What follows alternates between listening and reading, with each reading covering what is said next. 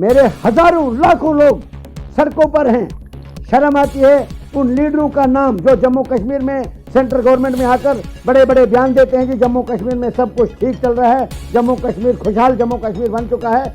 मैं पूछना चाहता हूं जनाब तमाम पॉलिटिकल पार्टी के लीडर साहिबान, जम्मू कश्मीर खुशहाल नहीं बना, जम्मू कश्मीर को आपने नरक में धकेल दिया है।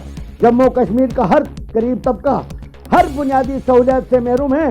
अलबत्ता खुशहाल हुआ है तो जम्मू कश्मीर की हुक्मरान, जम्मू कश्मीर की एडमिनिस्ट्रेशन। जम्मू कश्मीर का छोटा तबका आज भी अपनी तनख्वाह से महरूम है। सबसे पहले मैं तमाम मीडिया का धन्यवाद करना चाहूँगा। दिल्ली में जैसे आप सभी जानते हैं कि आपने भी सैकड़ों बार अपने चैनल्स के अपने कैमरों में हमारे जम्मू कश्मीर की जो बुनियादी परेशानियां हैं लोगों की, कहीं किस्म की परेशानियां हैं, वो आप अपने कैमरों में आपने भी कैद की है। मैं जानकारी देना चाहता हूं जिस तरीके से हमारे जम्मू कश्मीर लद्दाख के एसपीओ का मैटर जो है वो 3 किस्म का मैटर है हमारे इस वक्त जम्मू कश्मीर के अंदर, सिर्फ एसपीओ के रिलेटेड। नंबर 1, जैसे आपने कहा देश के प्रधानमंत्री की बात, पिछले महीने 2 अगस्त को मैंने प्रधानमंत्री कार्यालय में जाकर एक मेमोरेंडम दिया था जिसमें मैंने जम्मू कश्मीर के जो ताज़ा सूरत हाल है, जो जम्मू कश्मीर के हुक्मरान जो वहाँ पर बैठे हैं उनकी तरफ से जो जम्मू कश्मीर के छोटे तबके के एम्प्लॉइज़ के साथ रवैया इख्तियार किया जाता है और जो भी पुलिस डिपार्टमेंट के चीफ की तरफ से अपने ही डिपार्टमेंट के मुलाजमों के साथ रवैया इख्तियार किया जाता है, सारी डिटेल मेमोरेंडम मैंने प्राइम मिनिस्टर ऑफ इंडिया के कार्यालय में जाके दिया था।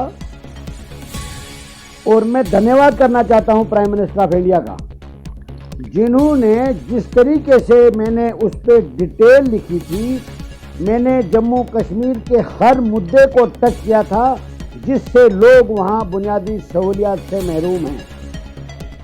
अब कहीं हमें, मुझे लगता है कि कहीं हमें इस हद तक जम्मू कश्मीर की एलजी, जम्मू कश्मीर के डीजीपी साहब हम लोगों को इतना मजबूर न करें कि आने वाले वक्त में लाखों के तादाद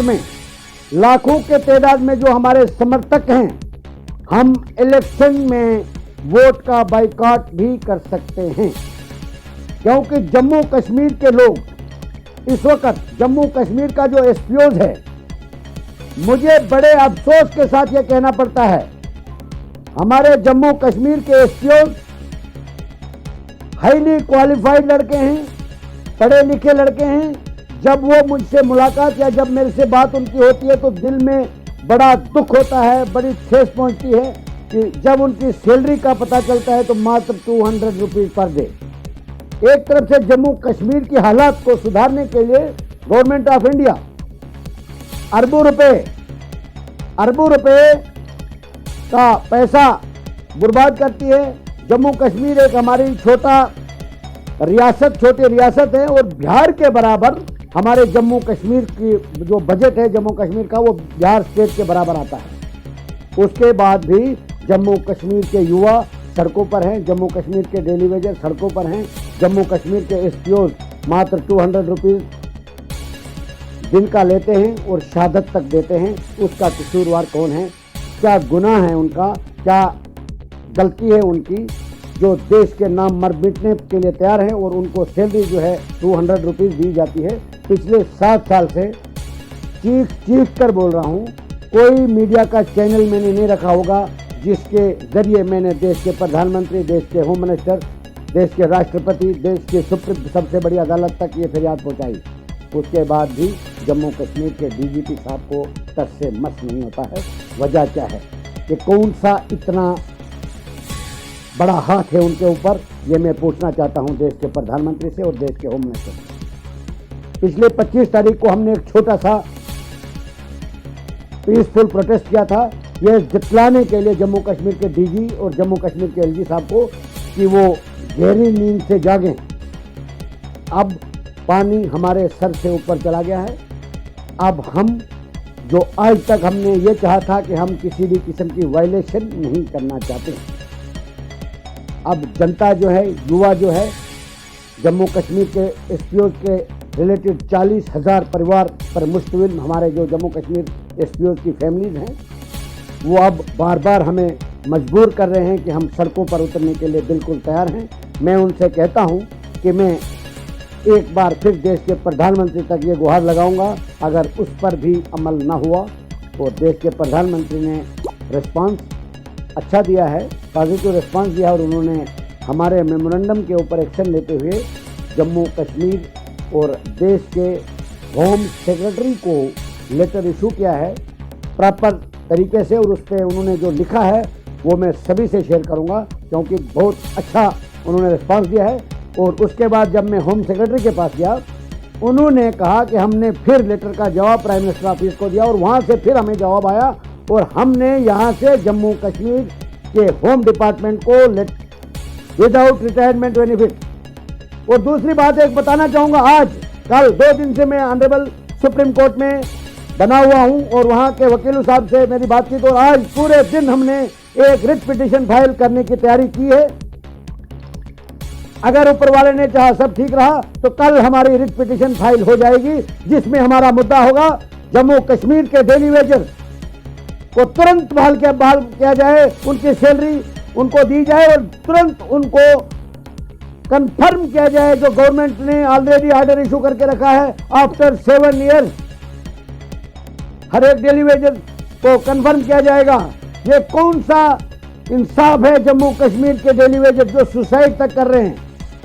जम्मू कश्मीर में जितने भी डिसएंगेज एसपीओज हैं उनकी लिस्ट तैयार हो रही है और उनकी पिटीशन आज तकरीबन 70% पिटीशन तैयार हो चुकी है। और कल मुझे उम्मीद है कि सुप्रीम कोर्ट ऑफ इंडिया में जम्मू कश्मीर और बिहार के डिसएंगेज एसपीओज के लिए रिट पिटीशन फाइल हो जाएगी, जिसमें डिसएंगेज एसपीओज को बहाल करने की बात है और उसमें यह बताया गया है कि 60 साल सर्विस तक, 60 साल की एज तक जो भी डिसएंगेज एसपीओज हमारा जम्मू कश्मीर, जिसकी लिस्ट हमारे पास मौजूद होगी, जो हम प्रोवाइड करेंगे, उसको 60 साल तक सर्विस करने की इजाजत, यानी उसको रिज्वाइनिंग की इजाजत दी जाए।